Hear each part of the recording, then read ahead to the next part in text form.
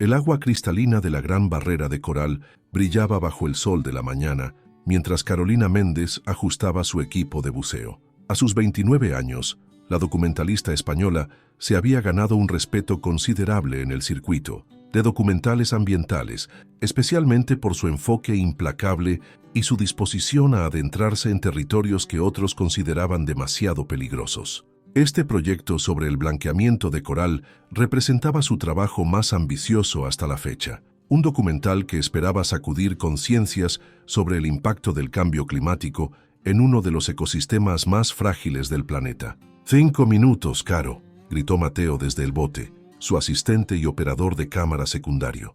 El joven australiano de ascendencia chilena había trabajado con Carolina en 3 proyectos anteriores, y ambos habían desarrollado una sincronía profesional casi perfecta. Carolina levantó el pulgar en señal de aprobación, mientras revisaba una vez más su cámara submarina. La especialista en vida marina había conseguido un permiso especial para filmar en una zona particularmente afectada por el blanqueamiento, no muy frecuentada por turistas. Las autoridades australianas habían sido claras.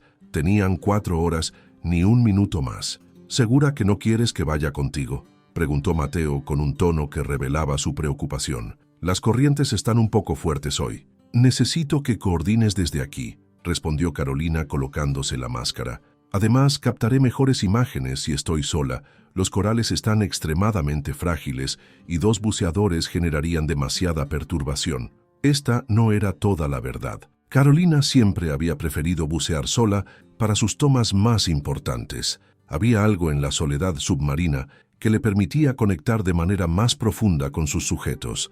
En el silencio del océano, lejos de distracciones, podía percibir detalles que otros pasaban por alto, algo que había convertido sus documentales en piezas distintas dentro del género. Con un último chequeo a su tanque de oxígeno y regulador, Carolina se deslizó al agua. La temperatura era perfecta, unos 26 grados, ideal para bucear sin traje completo. Llevaba un shorty, un traje corto de neopreno que cubría su torso, parte de los brazos y muslos, dejando expuestas sus pantorrillas y antebrazos. Su equipo incluía, además de la cámara submarina profesional, una pequeña GoPro fijada a su cabeza para capturar su perspectiva durante la inmersión. Los primeros metros de descenso siempre eran los más mágicos para Carolina. La transición entre 2 mundos. Arriba el cielo, el aire, los sonidos familiares. Abajo un universo silencioso, fluido, donde las reglas eran diferentes. Ajustó su flotabilidad y comenzó a nadar hacia el área que habían marcado para la filmación. A pesar de haber buceado en algunos de los arrecifes más espectaculares del mundo, la Gran Barrera siempre le producía una sensación de asombro renovado. Sin embargo, hoy había venido a documentar no su belleza, sino su fragilidad. Mientras avanzaba, Carolina comenzó a notar las señales del blanqueamiento. Extensiones de coral que deberían exhibir vibrantes colores mostraban ahora un blanco fantasmal, como esqueletos en un cementerio submarino. Encontró un punto ideal para comenzar su filmación a unos 12 metros de profundidad, un pequeño arrecife que presentaba un contraste dramático, la mitad todavía saludable, con corales vibrantes y peces de colores brillantes nadando entre sus ramas, la otra mitad completamente blanqueada, prácticamente desierta de vida. Era la metáfora perfecta para su documental, la vida y la muerte coexistiendo en un frágil equilibrio, amenazado por la actividad humana. Carolina comenzó a filmar lentamente, capturando primero la sección saludable del arrecife. Sus movimientos eran deliberados, casi meditativos. Sabía que la paciencia era clave para la cinematografía submarina. Los mejores planos venían cuando el camarógrafo se volvía casi invisible, permitiendo que la vida marina continuara su rutina sin alteraciones. Después de 40 minutos, grabando diversos ángulos, Carolina decidió moverse hacia una sección particularmente afectada del arrecife. Nadó con cuidado, consciente de no tocar ni dañar los corales frágiles. Al llegar a la nueva posición, se detuvo para ajustar los parámetros de su cámara. La luz era diferente aquí, más tenue, y quería capturar con precisión los matices del coral blanqueado. Fue entonces cuando notó un movimiento por el rabillo del ojo. Algo grande se había desplazado en la periferia de su visión. Carolina mantuvo la calma. Había buceado suficientes veces para saber que los movimientos bruscos o el pánico solo empeoraban las situaciones. Lentamente, Giró la cabeza para ampliar su campo visual. No vio nada de inmediato, pero una sensación instintiva le dijo que ya no estaba sola. Continuó filmando, pero sus sentidos estaban ahora en alerta máxima, dividiendo su atención entre la cámara y su entorno. Tras unos minutos, sin más señales, comenzó a relajarse nuevamente, atribuyendo la sensación a algún pez grande que habría pasado cerca. Carolina encontró una formación de coral particularmente dramática, un coral cerebro masivo que mostraba señales de blanqueamiento parcial, como si una enfermedad estuviera consumiéndolo lentamente. Posicionó su cámara y se quedó completamente inmóvil, buscando el ángulo perfecto. El agua estaba excepcionalmente clara hoy, y la luz solar creaba patrones hipnóticos sobre la superficie texturizada del coral. Tan absorta estaba en conseguir la toma perfecta que no registró de inmediato el cambio en la presión del agua a su alrededor. No fue hasta que una sombra cruzó por encima de ella que Carolina volvió bruscamente a la realidad.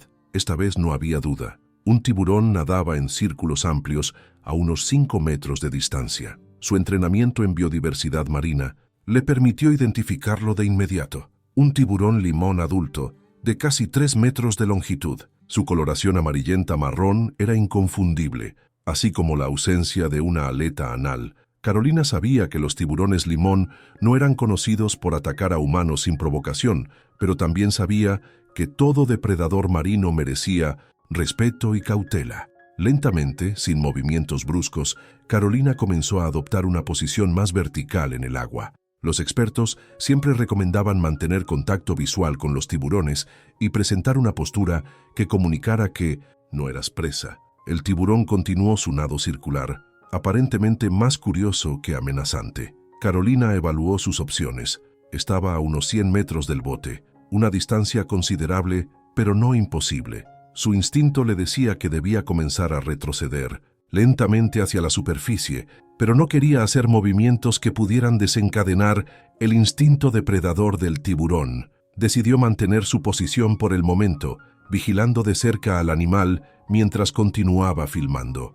Después de todo, era una documentalista, y tener metraje de un tiburón limón en su hábitat natural era una oportunidad excepcional. El tiburón pareció perder interés después de unos minutos y se alejó hacia aguas más profundas.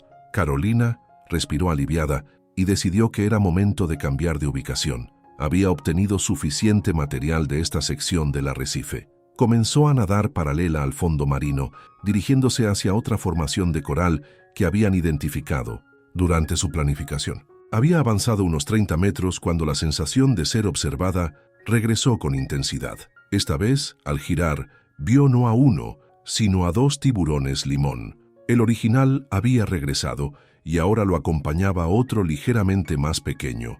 Carolina sintió que su ritmo cardíaco se aceleraba. Una cosa era encontrarse con un tiburón limón solitario, pero 2 alteraban las probabilidades. Decidió que era momento de regresar al bote. Comenzó a ascender lentamente, manteniendo sus movimientos fluidos y constantes, sin dar señales de pánico que pudieran interpretarse como los de una presa herida. A 15 metros de la superficie, notó que los tiburones habían cambiado su patrón de nado. Ya no se movían en círculos amplios y perezosos, sino que sus movimientos se habían vuelto más direccionales, más enfocados. Carolina recordó lo que había aprendido sobre el comportamiento de los tiburones. Los cambios en patrones de nado, especialmente cuando se volvían más erráticos o agitados, podían ser precursores de agresión. Decidió aumentar ligeramente su velocidad de ascenso, manteniendo siempre a los tiburones dentro de su campo visual. A 10 metros de la superficie, activó su comunicador submarino. «Mateo, tengo compañía. 2 tiburones limón. No parecen agresivos, pero estoy ascendiendo. Prepárate para ayudarme a subir al bote rápidamente». La voz de Mateo respondió, distorsionada por el agua pero comprensible. «Te veo, Caro, estoy listo». «Mantén la calma». Carolina continuó su ascenso, ahora más decidida. Los tiburones seguían acercándose, su curiosidad aparentemente aumentando con cada metro que ella subía. A 5 metros de la superficie, el tiburón más grande aceleró repentinamente, dirigiéndose directamente hacia ella. El tiempo pareció ralentizarse. Carolina sabía que tenía segundos para reaccionar. Recordó su entrenamiento. Si un tiburón carga, enfréntalo, no des la espalda. Con un movimiento fluido, giró para encarar al tiburón mientras continuaba su ascenso. El tiburón se detuvo a menos de 2 metros de ella, su cuerpo musculoso tensándose, sus ojos negros e inexpresivos, evaluándola. Carolina mantuvo la postura, su cuerpo rígido, la cámara frente a ella casi como un escudo. Por un momento interminable, humano y tiburón se observaron mutuamente. Entonces, tan repentinamente como había cargado, el tiburón desvió su trayectoria y comenzó a nadar en círculos nuevamente. Carolina no esperó un segundo acercamiento. Continuó su ascenso, ahora más rápido, mientras Mateo extendía una mano desde el bote para ayudarla.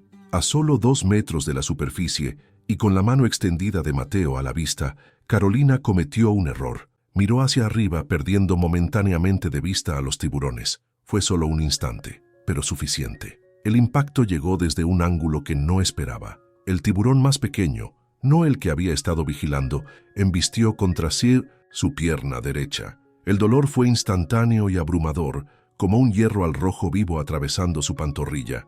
El agua a su alrededor se tiñó de rojo casi de inmediato. «Mateo», gritó a través de su regulador, el pánico finalmente apoderándose de ella. «Me atacó, mi pierna». Lo que sucedió a continuación fue una secuencia caótica de eventos. Carolina luchaba por mantener la conciencia mientras el dolor pulsaba desde su pierna. Sabía que el olor de la sangre solo atraería más a los tiburones. Con un esfuerzo sobrehumano, comenzó a patear con su pierna izquierda, impulsándose hacia la superficie. El segundo ataque llegó cuando estaba a menos de 1 metro del aire. Esta vez fue el tiburón más grande, y no apuntó a su pierna, sino a su torso. Los dientes afilados rasgaron su traje de neopreno y la carne debajo, desde la cadera hasta las costillas del lado derecho. El dolor fue tan intenso que Carolina casi perdió el regulador de su boca. «¡Caro!». La voz de Mateo sonaba distante, como a través de un túnel. Carolina vio su rostro horrorizado asomándose desde el bote, sus brazos extendidos hacia ella. «Momenchi». Un último esfuerzo desesperado, Carolina extendió su brazo. Sus dedos rozaron los de Mateo, luego se aferraron. Con una fuerza nacida del terror puro, Mateo tiró de ella, sacándola parcialmente del agua. El tiburón no se rendía. En un último ataque frenético, saltó parcialmente fuera del agua y atrapó el pie derecho de Carolina entre sus mandíbulas. El grito de Carolina resonó a través del aire, un sonido primario de agonía que Mateo nunca olvidaría. «¡Suéltala, maldito!», gritó Mateo, golpeando frenéticamente la cabeza del tiburón con un remo. Después de lo que pareció una eternidad, pero que probablemente fueron solo segundos, el tiburón liberó su presa y desapareció en las profundidades, dejando tras de sí un rastro de sangre en el agua turquesa. Con un último tirón, Mateo logró subir a Carolina al bote. La imagen que lo recibió quedaría grabada en su memoria para siempre. Su amiga y colega, siempre tan fuerte y decidida, ahora pálida, temblorosa, su cuerpo destrozado sangrando profusamente sobre la cubierta blanca del bote. «Aguanta, Caro, aguanta», murmuró mientras tomaba el botiquín de primeros auxilios y el teléfono satelital simultáneamente. Sus manos temblaban tanto que apenas podía marcar los números. «Servicio de emergencia marítima. Necesitamos evacuación médica inmediata. Ataque de tiburón. La Gran Barrera. Sector norte. Coordenadas». Carolina apenas registraba las palabras. De Mateo, el shock estaba estableciéndose, una bendición temporal que amortiguaba parte del dolor. Miró hacia su pierna y torso, una visión surreal de carne desgarrada y sangre que curiosamente no parecía pertenecerle. Su mente, entrenada para documentar, para observar, seguía funcionando en algún nivel separado del dolor. «Tiburón limón», murmuró, no suelen atacar a humanos».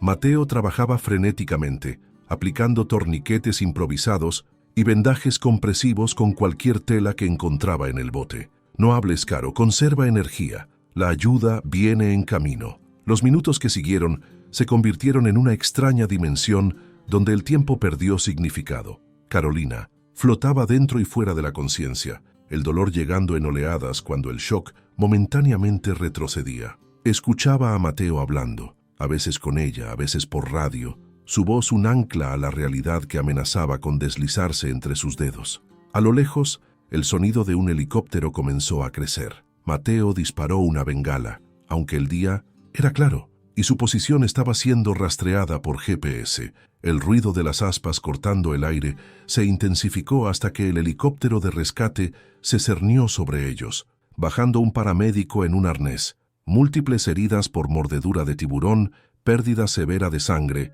probable shock hipovolémico. Escuchó Carolina que el paramédico anunciaba por su radio mientras examinaba rápidamente sus heridas. Sus manos se movían con precisión clínica, inyectando algo en su brazo, asegurando los vendajes de Mateo, preparándola para el ascenso. «Vas a estar bien, señorita. Te detenemos», dijo el paramédico, su voz calmada y profesional mientras la aseguraba al arnés de rescate. El ascenso hacia el helicóptero fue la última cosa que Carolina recordaría con claridad.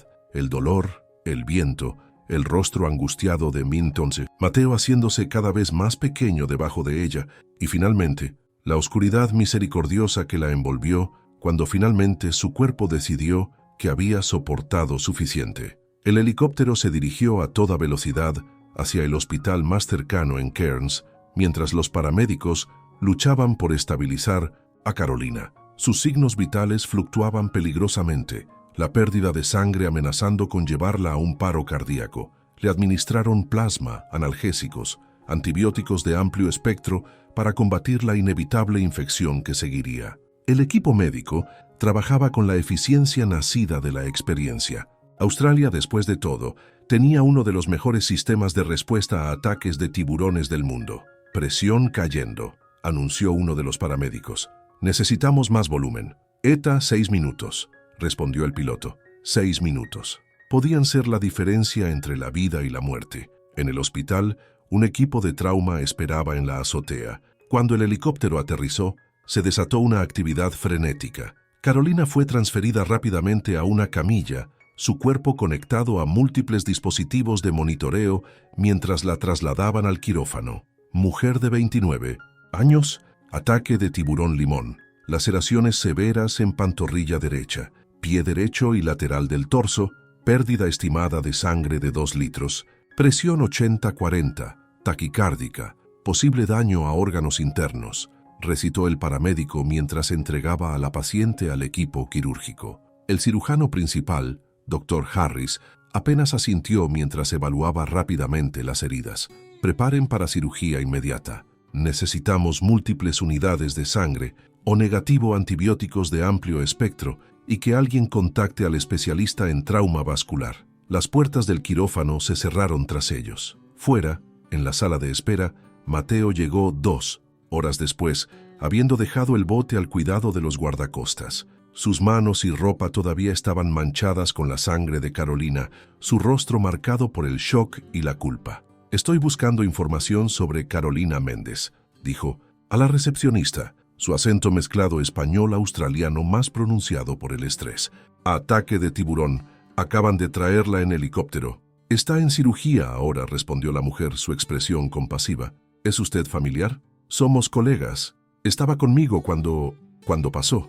No tiene familia en Australia». «Entiendo. Puede esperar aquí. El médico saldrá a hablar con usted cuando haya noticias». Mateo se derrumbó en una silla plástica, su cuerpo repentinamente agotado, la adrenalina finalmente abandonándolo. Sacó su teléfono con manos temblorosas y comenzó la dolorosa tarea de contactar a la familia de Carolina en España. Mientras tanto, en el quirófano, un equipo de 6 profesionales médicos luchaba por salvar no solo la vida de Carolina, sino también sus extremidades. El daño era extenso. Tendones seccionados, músculo desgarrado, vasos sanguíneos comprometidos. El tiburón había mostrado el patrón clásico de morder y soltar del tiburón limón, una mordida inicial para identificar la presa, seguida de mordidas más determinadas cuando decide que ha encontrado alimento. «El vaso femoral está intacto por milagro», comentó el cirujano vascular. «Unos milímetros más y no estaríamos teniendo esta conversación. Concentrémonos en lo que tenemos, no en lo que podría haber sido», respondió el Dr. Harris. «Necesito más succión aquí. Hay demasiados restos de neopreno en la herida». Las horas pasaron mientras meticulosamente limpiaban, reparaban y reconstruían lo que el tiburón había destruido. El pie derecho presentaba el mayor desafío. Varios huesos estaban triturados y la circulación estaba severamente comprometida. Finalmente, después de casi 6 horas de cirugía, el doctor Harris se enderezó, estirando su espalda dolorida. Hemos hecho todo lo que podemos por ahora. El resto depende de ella y de los antibióticos. Carolina fue trasladada a la unidad de cuidados intensivos, un laberinto de tubos, monitores y máquinas conectados a su cuerpo. La mantendrían en coma inducido por al menos 48 horas, para darle a su cuerpo la oportunidad de comenzar a recuperarse del trauma masivo. Mateo recibió la noticia con una mezcla de alivio y temor renovado. ¿Sobrevivirá?, preguntó simplemente. El Luan. Dr. Harris, un hombre acostumbrado a dar noticias difíciles con honestidad clínica, asintió lentamente. Las próximas 48 horas son críticas, pero es joven y estaba en excelente condición física. Eso juega a su favor. Sin embargo, debe estar preparado. Incluso si todo va bien, el camino hacia la recuperación será largo y difícil, y hay posibilidades reales de que pueda perder parte del pie derecho si la circulación no mejora. Mateo asintió, absorbiendo la gravedad de las palabras. ¿Puedo verla? Brevemente. Aunque esté sedada, algunos estudios sugieren que los pacientes pueden percibir la presencia de seres queridos. Le hará bien saber que no está sola. La UCI era un mundo aparte, con su propio ritmo y lenguaje. Mateo siguió a la enfermera a través de puertas automáticas hasta llegar a la cama donde yacía Carolina. La impresión inicial fue impactante. Su amiga, siempre tan vibrante y llena de energía, parecía disminuida, vulnerable, rodeada de tecnología médica. Su piel, normalmente bronceada por sus frecuentes trabajos al aire libre, tenía ahora un tono grisáceo. Un tubo respiratorio entraba por su boca, y vendajes voluminosos cubrían su torso y pierna derecha. «Hola, Caro», susurró Mateo, acercándose cautelosamente a la cama. «Estás en buenas manos. Todos están haciendo todo lo posible. Tú solo concéntrate en sanar, ¿ok? He hablado con tu familia. Tus padres están tomando el primer vuelo disponible». Hizo una pausa, inseguro de qué más decir. ¿Qué palabras podrían ser adecuadas para esta situación? Finalmente, simplemente tomó su mano, cuidadoso de no perturbar las vías intravenosas, y la sostuvo en silencio, ofreciendo la única cosa que podía, su presencia. Los días siguientes se convirtieron en una vigilia interminable. Los padres de Carolina llegaron desde Barcelona, rostros marcados por el vuelo y la preocupación. Mateo les explicó lo sucedido una y otra vez, cada repetición un nuevo ejercicio en autoflagelación. Debería haber ido con ella, debería haberla convencido de no bucear sola. Isabel, la madre de Carolina, una mujer de presencia formidable, a pesar de su estatura pequeña, finalmente tomó las manos de Mateo entre las suyas. «Mi hija es testaruda, siempre lo ha sido. Si hubiera decidido bucear sola, nadie habría podido convencerla de lo contrario. El hecho de que actuaras tan rápido probablemente le salvó la vida». Al tercer día, los médicos decidieron comenzar a reducir la sedación. «Queremos que despierte gradualmente», explicó el doctor Harris. «Será desorientador y doloroso, pero necesitamos evaluar su función neurológica». El proceso fue lento y angustiante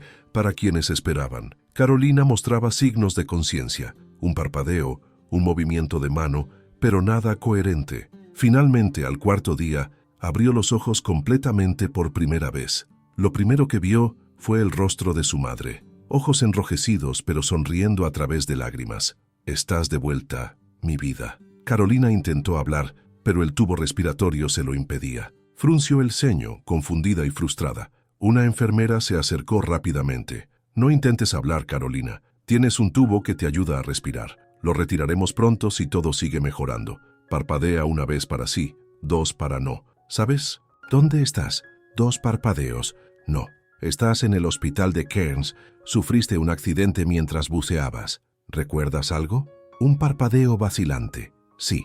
Pero los recuerdos eran fragmentarios como piezas de un rompecabezas que no encajaban correctamente. Agua, dolor, tiburón, sangre, Mateo gritando. «Bien, no te preocupes, si no todo está claro. Es normal. Lo importante es que estás mejorando». Los días siguientes fueron un torbellino de procedimientos médicos, evaluaciones, visitas de especialistas. El tubo respiratorio fue finalmente retirado, permitiéndole hablar, aunque su voz sonaba áspera y extraña a sus propios oídos.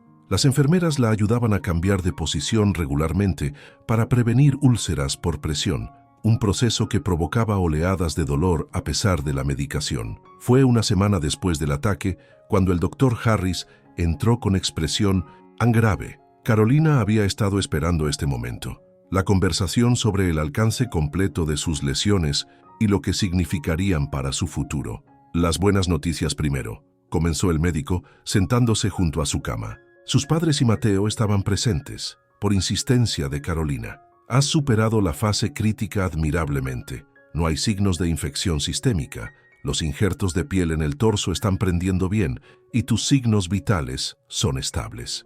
Hizo una pausa y Carolina supo que venía lo difícil. En cuanto a tu pierna y pie, el daño fue extenso. Hemos logrado salvar la pierna y con fisioterapia intensiva eventualmente podrás caminar. Sin embargo, el pie derecho sufrió daño vascular significativo. A pesar de nuestros mejores esfuerzos, no estamos consiguiendo restaurar circulación adecuada a todos los dedos. ¿Qué significa eso exactamente?, preguntó Carolina, su voz más firme de lo que sentía. Significa que es probable que necesitemos amputar parcialmente el pie, específicamente los 2 dedos más externos. ¿Es eso o arriesgarse a gangrena y complicaciones que podrían eventualmente amenazar toda la extremidad? El silencio que siguió fue denso, cargado de emociones no expresadas. Carolina cerró los ojos procesando la información. Finalmente, asintió. Háganlo, lo que sea necesario. Tomaremos nuevas imágenes mañana y programaremos la cirugía para pasado mañana si todo se mantiene estable, continuó el médico. También quiero que conozcas a alguien. Hizo un gesto hacia la puerta, donde una mujer de mediana edad esperaba. Esta es la doctora Chen, nuestra especialista en trauma psicológico. Trabajará contigo durante tu recuperación. Carolina quiso protestar que no necesitaba ayuda psicológica, que estaba bien, pero las palabras no salieron. En su lugar, se encontró asintiendo nuevamente, una parte de ella reconociendo que lo que sentía, o más bien, lo que no sentía, no era normal. El entumecimiento emocional que la envolvía era tan preocupante como sus heridas físicas. La segunda cirugía fue más breve, pero no menos significativa. Cuando Carolina despertó, su pie derecho estaba nuevamente vendado, ahora más ligero, irrevocablemente alterado bajo las gasas. No se permitió llorar. En cambio, cuando la doctora Chen vino a verla esa tarde, habló con una calma clínica que sorprendió incluso a ella misma. Estadísticamente, tuve suerte. La mayoría de los ataques de tiburón limón no son fatales, pero suelen resultar en pérdida de extremidades completas. Yo solo perdí 2 dedos. La doctora Chen la observó con ojos compasivos, pero sin lástima, algo que Carolina agradeció. No hay una forma correcta de procesar lo que te ha sucedido, Carolina. Algunos pacientes encuentran consuelo en los datos y estadísticas. Otros necesitan permitirse sentir la pérdida completamente antes de poder avanzar. No puedo permitirme derrumbarme ahora, respondió Carolina. Necesito concentrarme en la recuperación física primero. El trauma no funciona así, me temo. No espera pacientemente su turno. Tiene una forma de manifestarse cuando menos lo esperas. Carolina descubriría la verdad de esas palabras 3 noches después, cuando despertó gritando, empapada en sudor frío, las imágenes del ataque reproduciéndose en vívido tecnicolor detrás de sus párpados. Una enfermera acudió corriendo y pasó 1 hora calmándola mientras Carolina temblaba incontrolablemente, finalmente liberando las lágrimas que había estado conteniendo. La recuperación física progresó de manera constante, si bien dolorosamente, lenta para alguien acostumbrado a la acción constante. 2 semanas después del ataque, Carolina daba sus primeros pasos temblorosos con un andador, el pie parcialmente amputado, cautelosamente apoyado en una bota ortopédica especial. Cada paso era un recordatorio de lo que había perdido, pero también de lo que había conservado. Las heridas del torso sanaban bien, aunque las cicatrices serían permanentes. 3 líneas paralelas que corrían desde su cadera derecha hasta las costillas inferiores, como la firma brutal del tiburón en su cuerpo. El cirujano plástico había hecho lo mejor posible, pero no habría forma de borrarlas completamente. Serán menos notables con el tiempo, le aseguró, y existen opciones, como tatuajes adaptados, si eventualmente decides cubrirlas. Carolina se encontró extrañamente reacia a la idea de ocultar las cicatrices. Son parte de mi historia ahora, respondió. Mientras tanto, las sesiones con la doctora Chen continuaban, explorando no solo el trauma del ataque, sino también lo que significaría para su identidad profesional y personal. Mi mayor miedo no es no poder caminar bien nuevamente, confesó Carolina durante una sesión particularmente intensa. Es no poder volver al agua. Mi trabajo, mi pasión, todo está allí. Es un miedo completamente comprensible, respondió la terapeuta. Las fobias específicas después de eventos traumáticos son comunes, pero también son tratables.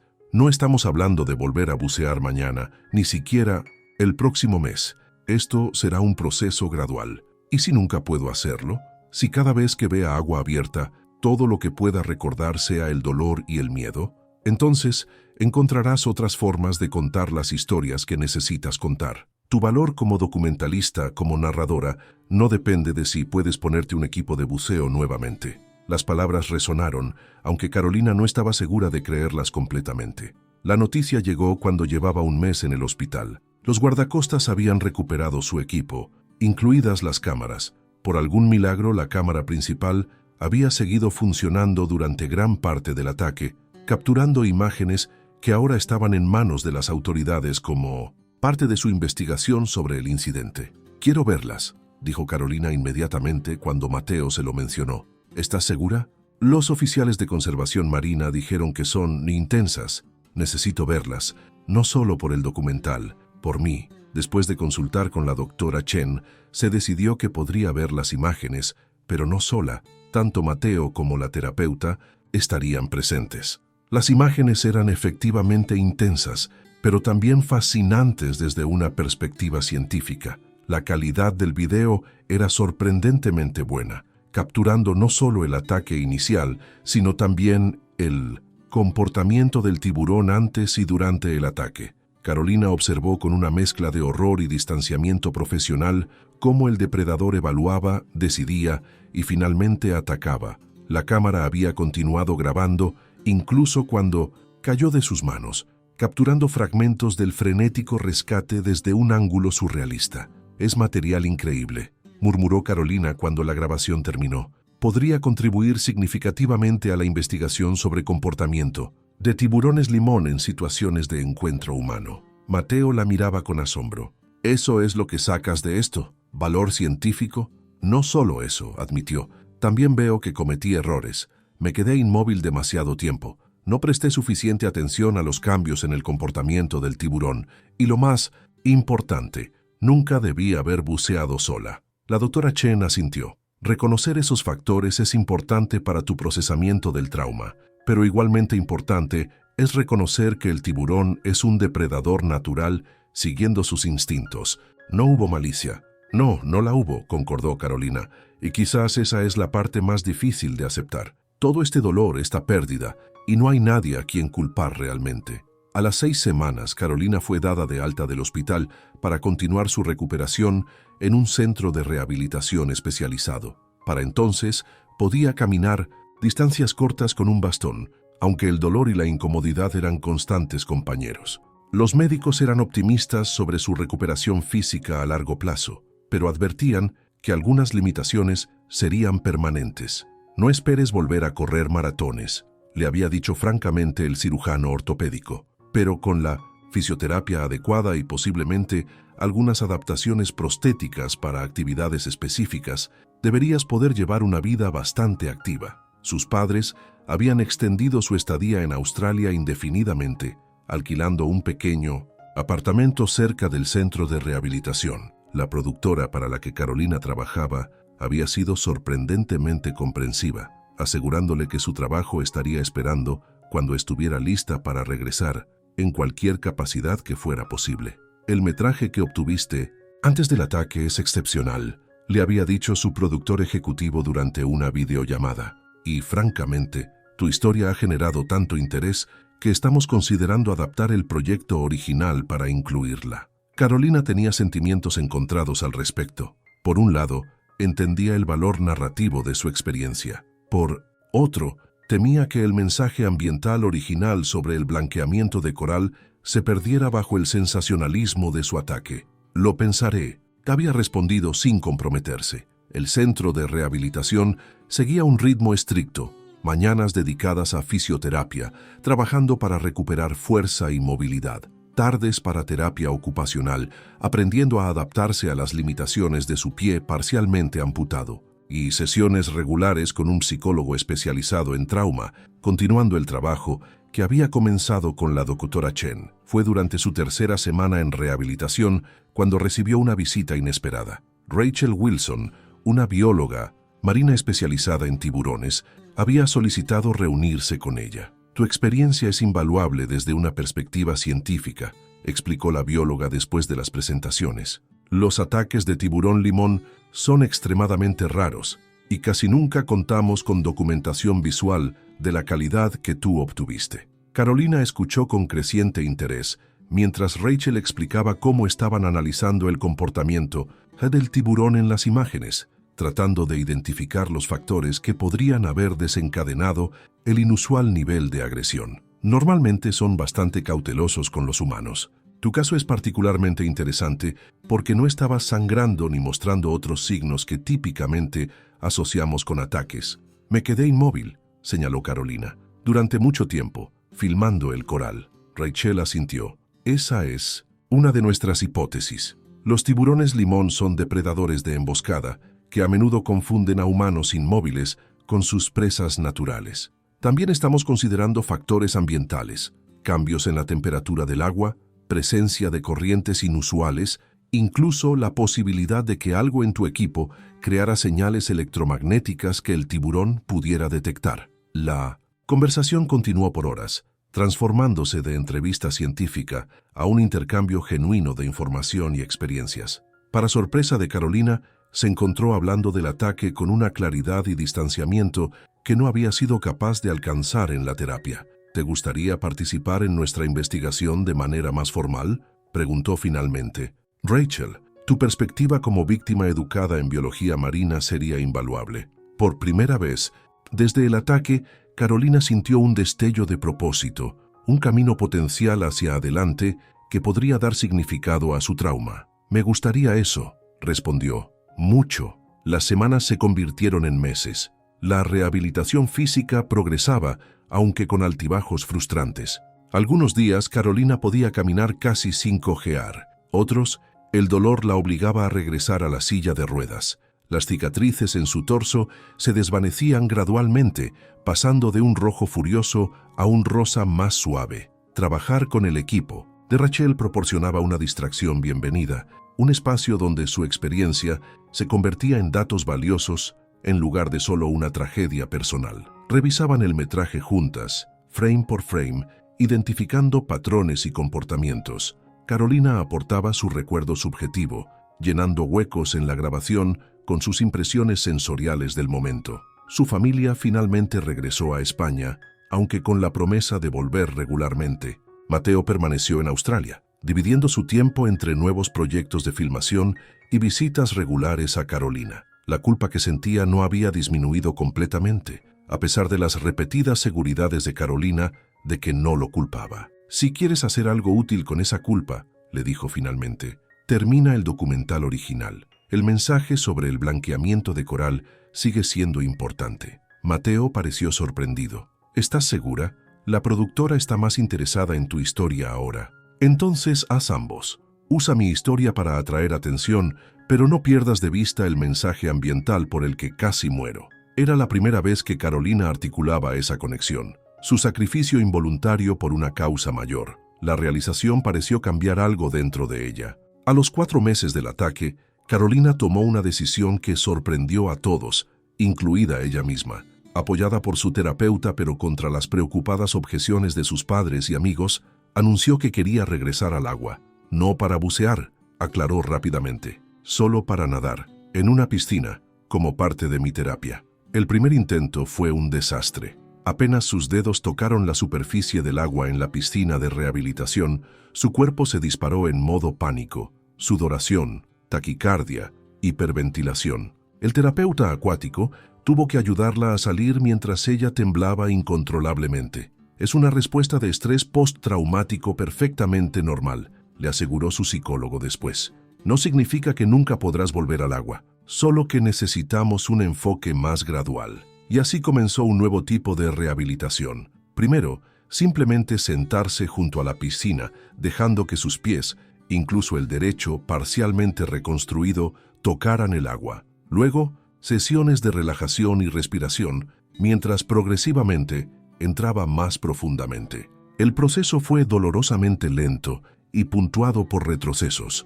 pero Carolina se aferró a un objetivo que se había fijado: estar en el agua nuevamente para el aniversario de 6 meses del ataque. Paralelamente, su colaboración con el equipo de investigación de tiburones daba frutos. Habían identificado varios factores que probablemente contribuyeron al inusual comportamiento agresivo del tiburón limón, y estaban preparando un paper para publicación. El nombre de Carolina aparecería como coautora, un reconocimiento de su contribución sustancial. Esto podría potencialmente prevenir futuros ataques, le dijo Rachel durante una de sus sesiones. Estamos recomendando protocolos específicos para documentalistas y buzos científicos cuando trabajan en ciertas áreas de la Gran Barrera. Esa realización, que su traumática experiencia podría traducirse en conocimiento que salvaría a otros, proporcionó un nuevo marco para su recuperación. Ya no era simplemente una víctima tratando de reconstruir su vida, sino una superviviente cuya experiencia tenía valor científico y educativo. 6 meses y 3 días después del ataque, Carolina Méndez nadó sin asistencia por primera vez. No era una natación elegante. Su pie derecho creaba un patrón de patada asimétrico que la hacía avanzar ligeramente en diagonal, pero estaba nadando, sumergiendo completamente su cuerpo en el agua, conquistando el miedo que había amenazado con definir el resto de su vida. Cuando salió de la piscina, todos aplaudieron. Sus terapeutas, otros pacientes que habían seguido su progreso, incluso el personal administrativo que había venido a presenciar el momento. Carolina sonrió, exhausta pero triunfante. Una barrera interna se había roto junto con la externa. Esa noche, sola en su habitación, lloró por primera vez desde que había comenzado a procesar realmente lo sucedido. No eran lágrimas de autocompasión o desesperación, sino de liberación. Algo había cambiado fundamentalmente en su comprensión del evento que había alterado su vida. Al día siguiente, llamó a su productor ejecutivo. «Quiero hacer un nuevo documental», anunció sin preámbulos, «sobre tiburones, conservación marina y la realidad detrás de los ataques a humanos». Hubo un breve silencio en la línea. «¿Estás segura? ¿No es demasiado pronto?» «Han pasado 6 meses. He estado trabajando con biólogos marinos, aprendiendo más sobre estos animales que en todos mis años anteriores como documentalista. Y creo que tengo una perspectiva única ahora, como víctima, pero también como defensora de la conservación. El ángulo es ciertamente poderoso», admitió el productor, «pero ¿podrás manejar el aspecto físico? Filmar un documental sobre tiburones eventualmente requeriría volver al océano». Carolina respiró profundo. «No estoy diciendo que vaya a bucear con tiburones blancos mañana, pero sí, eventualmente, con las precauciones adecuadas, con un equipo, sin cometer los mismos errores». Conforme se acercaba el año del ataque, la vida de Carolina había encontrado un nuevo equilibrio. Físicamente seguía teniendo limitaciones. Probablemente siempre las tendría. Su pie parcialmente amputado requería un calzado especializado y el clima húmedo a veces provocaba dolores fantasmas en los dedos que ya no estaban allí. Las cicatrices en su torso habían madurado a líneas plateadas, menos visibles pero aún presentes, un recordatorio permanente de su encuentro. Profesionalmente, había reemergido con una dirección renovada. Su nuevo documental, preliminarmente titulado Depredador y presa, desmitificando los encuentros entre humanos y tiburones, había recibido luz verde y financiamiento significativo. El enfoque era innovador. En lugar de demonizar a los tiburones o glorificar a los supervivientes, exploraría la compleja relación entre humanos y estos predadores apex, utilizando tanto ciencia rigurosa como historias personales. Lo revolucionario es que estamos entrevistando tanto a supervivientes como a expertos en comportamiento animal, explicaba Carolina a cualquiera que preguntara por el proyecto. Estamos buscando el punto donde convergen la experiencia humana y la biología. A nivel personal, su progreso era quizás el más notable. Las pesadillas habían disminuido en frecuencia e intensidad. Ya no se sobresaltaba cuando veía agua oscura o imágenes de tiburones. Incluso había regresado a nadar en el océano, aunque en áreas protegidas y siempre acompañada. Nunca volveré a bucear sola, había decidido, una concesión al miedo que consideraba razonable.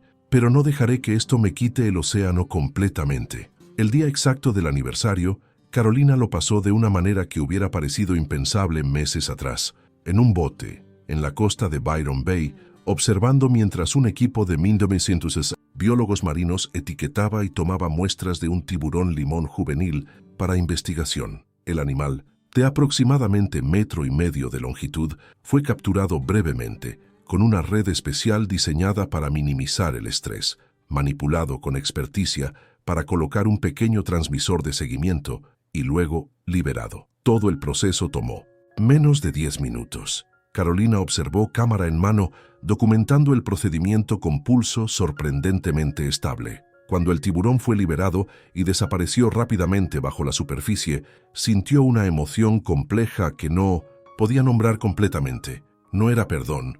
Los tiburones no necesitaban ser perdonados por seguir su naturaleza. No era exactamente paz. Quizás era algo más cercano a la aceptación, un reconocimiento de que tanto ella como el tiburón eran simplemente criaturas tratando de sobrevivir en un mundo compartido, pero no siempre comprendido mutuamente. Esa noche, Carolina se sentó en la terraza de su apartamento temporal, mirando hacia el océano que casi le había quitado la vida. A la distancia, el agua parecía un espejo negro que reflejaba las estrellas y las luces de la costa. Mateo se unió a ella trayendo 2 copas de vino. Por sobrevivir un año, brindó levantando su copa. Carolina sonrió, un gesto que ahora venía más fácilmente. Por más que sobrevivir, corrigió. Por aprender a vivir de nuevo. Tomaron un sorbo en silencio contemplativo. Finalmente, Mateo habló, su voz cuidadosamente casual, pero con un subtexto que Carolina conocía bien. El equipo está planeando una inmersión la próxima semana para filmar la secuencia de apertura del nuevo documental, con jaula, por supuesto, y todos los protocolos de seguridad imaginables.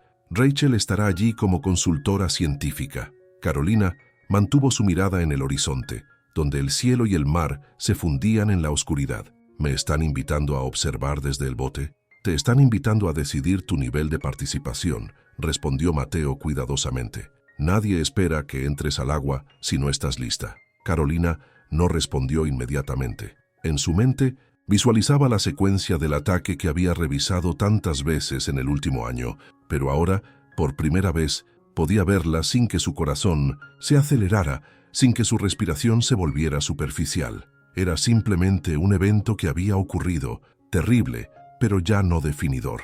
Estaré en el bote, dijo finalmente, con las cámaras, y veremos cómo me siento ese día sobre lo demás. Mateo asintió respetando su respuesta sin presionar. Algún día volveré a bucear completamente, continuó Carolina, sorprendiéndose a sí misma con la certeza en su voz.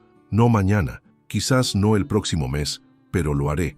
Es parte de quien soy. Nunca lo dudé, respondió Mateo con una sonrisa.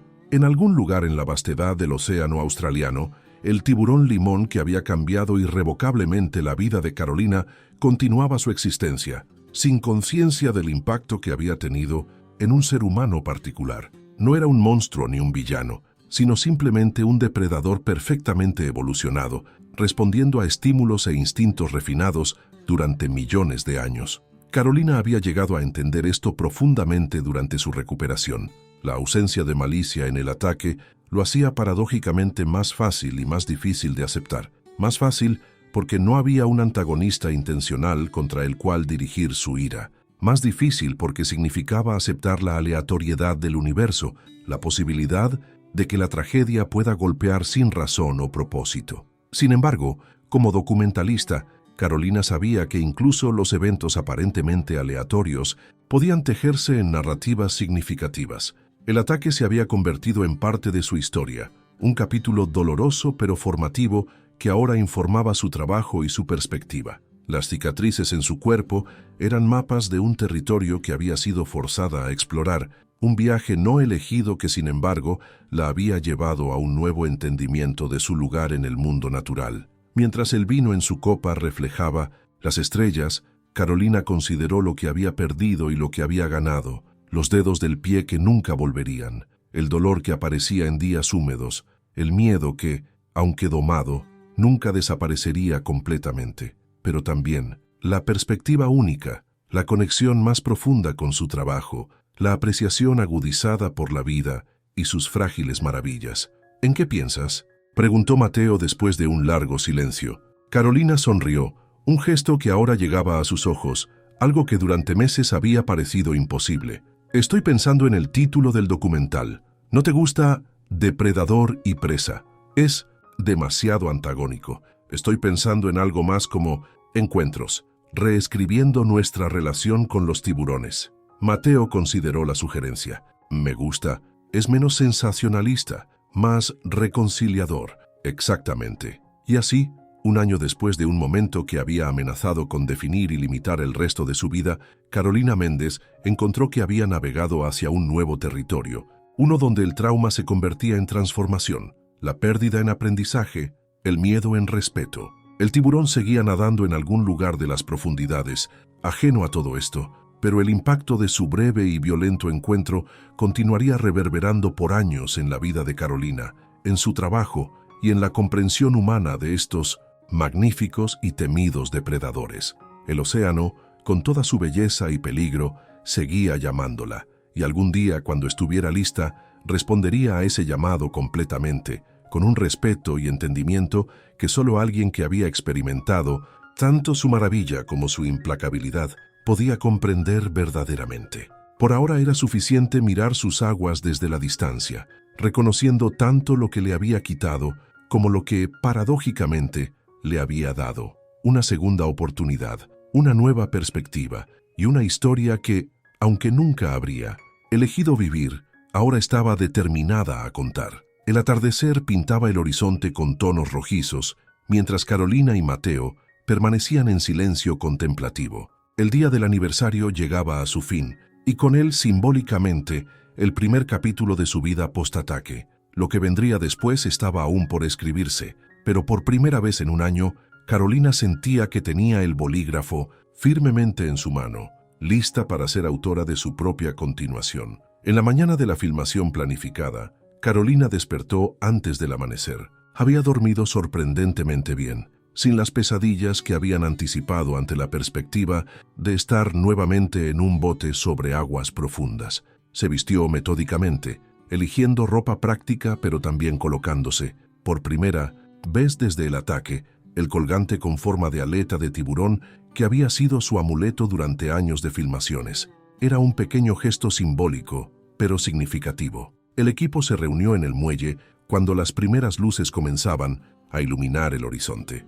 Eran un grupo diverso: camarógrafos experimentados en filmación submarina, el equipo científico liderado por Rachel, especialistas en seguridad marina y, por supuesto, Mateo, quien estaría coordinando toda la operación. «Buenos días a todos», saludó Carolina, sorprendiendo a algunos con su presencia temprana y su aparente calma. «Repasemos el plan una vez más antes de zarpar». La planificación era meticulosa, diseñada tanto para maximizar las oportunidades de filmación como para garantizar la seguridad absoluta. Navegarían hacia un punto conocido por la presencia de tiburones limón, pero no el sitio exacto del ataque. Una decisión consciente para evitar desencadenantes innecesarios. Utilizarían una jaula de observación para los buzos principales, mientras un sistema de cámaras remotas proporcionaría ángulos adicionales. Atrayentes naturales, no sangre, sino una mezcla de aceites de pescado, serían desplegados para aumentar las probabilidades de avistamientos.